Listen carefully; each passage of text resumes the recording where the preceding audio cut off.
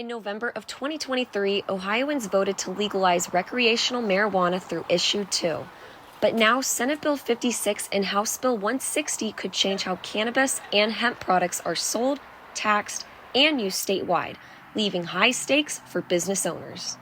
Senate Bill 56, which was passed by Senate, proposes multiple changes, like THC levels being capped at 35%, the home growing limit will be reduced from 12 plants to 6, recreational tax will increase from 10 to 15%, and a maximum of 350 dispensaries statewide.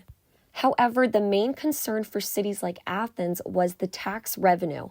Instead of 36% of the tax revenue being distributed to the city as voted on in Issue 2, funding would be cut and sent to the state's general fund. The Athens Mayor Steve Patterson weighed in on how this may affect Athens, Ohio. Largely because we saw this as being a way in which additional revenue could be generated for the city, jobs are created at these dispensaries. We have 2 dispensaries here in the city of Athens, and the concern that I have over this bill is to take away the home or host community cannabis funding. And that was part of the provision that was passed.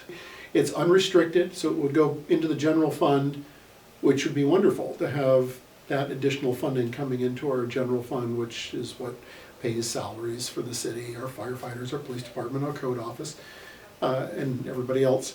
And so that could be in peril because that was removed from the language to where now all the excise tax would go to the state, and then the state would figure out what to use that money for, which would be a lot of money.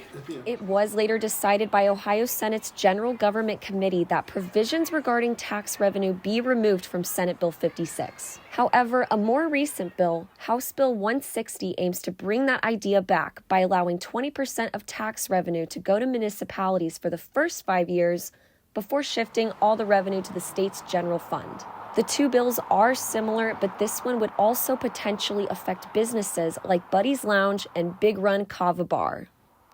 Citizens upset by these changes are encouraged to contact local representatives with their concerns.